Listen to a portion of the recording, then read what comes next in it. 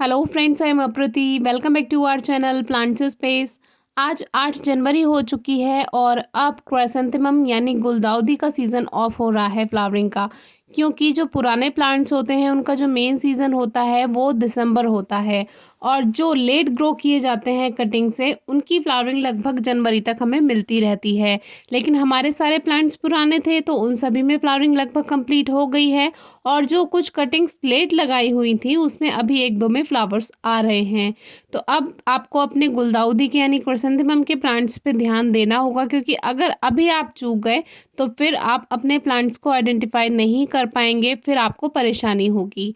हमने आपको पहले भी बताया है कि क्राइसेंथेमम की कलर्स और उसकी वैरायटी को आप नेम्स के साथ मेंशन कीजिए, तो उससे आपको पता रहेगा कि कौन सी वैरायटी कौन सी है। उससे आप और जो नए पौधे बनाएंगे तो उसको बनाने में भी आपको आसानी रहेगी।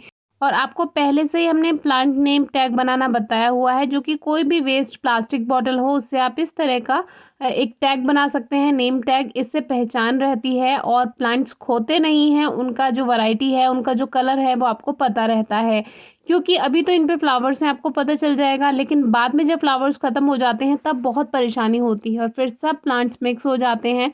अब ये बेबी प्लांट्स जो आएंगे इनसे आप नए पौधे तैयार कर सकते हैं, तो इसीलिए ये पहचान करनी बहुत ज़रूरी है। और मैं आपको पहले इसीलिए बता रही हूँ क्योंकि मेरे साथ पहले ऐसा हो चुका है, सब प्लांट्स मिक्स हो जाते हैं और फिर थोड़ी सी परेशानी आती है। कुछ वैरायटी में तो आप उनकी लीफ से आइडेंटिफाई कर सकते हैं कि ये कौन सी वैरायटी है, लेकिन कुछ में जब ये मिक्स हो जाते हैं तो बड़ी परेशानी आती है। हमारे पास अभी काफ़ी वैरायटी हैं, तो कुछ का नेम तो मैं केवल पत्तियों को देकर ही बता सकती हूँ, लेकिन कुछ में परेशानी आएगी। तो आज जब मैं गार्डन में गई तो देखा कि फूल का जो कलर है वो बेकार होने लगा है, अब पहचान नहीं हो पाएगी। छोटे फूलों को तो पहचाना जा सकता है, जैसे कि ये पॉम पॉम प्लस पेटल है, इसको तो दूर से ही पहचान जाऊंगी, इसको पहचान जाऊंगी। ये पर्पल वाला बड़ा वाला हमारा है क्राइसेंथेमम है। लेकिन कुछ जो साइज हैं प्लांट्स के, वो जो फ्लावर्स हैं वो सूखने के बाद सब एक जैसे हो जाते हैं, तो उसमें कन्फ्यूज़न होगा थोड़ा सा। तो अभी सबको अलग अलग रख लिया। अब जैसे इसका एक दो फूल खिला हुआ है तो ये पर्पल कलर है, तो ये तो पहचान में आ जाता है।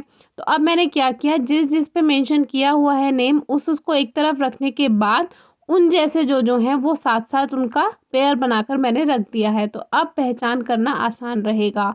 तो अब आप गुलदाउदी के पौधों पर काम करना शुरू कर सकते हैं। जितने ड्राई फ्लावर्स हैं उनको कट कर दीजिए, ड्राई ब्रांचेस को कट कर दीजिए, उसमें से बेबी प्लांट्स आएंगे, उनसे आप नए पौधे बना सकते हैं। और ये कुछ कटिंग्स मैंने बहुत देर से लगाई थी और देखिए इनमें अब फूल आ रहा है, तो ये पहचान है कि जब आप लेट कटिंग ग्रो करते हैं तो एक तो उसमें ग्रोथ नहीं होगी ज़्यादा और वो छोटी सी कटिंग पे ही फूल बनना शुरू हो जाएगा। तो इसीलिए कटिंग ग्रो लेट नहीं करनी चाहिए। जब हम आपसे टाइम से कहें तो टाइम से उसकी कटिंग्स ग्रो कर लें, बेबी प्लांट से ग्रो कर लें, कटिंग से ग्रो कर लें। इस तरह से आप क्राइसेंथेमम के न्यू प्लांट्स बना सकते हैं। हमारे यहाँ सीड से अपने आप जो पौधे ग्रो हुए हैं वो हमने आपसे कुछ दिन पहले शेयर कर ही दिए थे।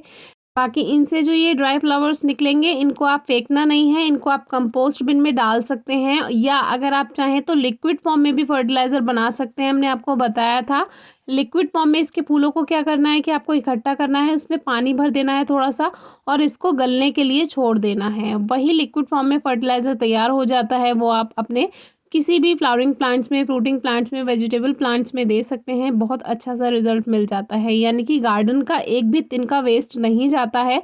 प्रकृति ने अपने एक एक तिनके का इंतज़ाम किया हुआ है, कोई चीज़ वेस्ट नहीं जाती है।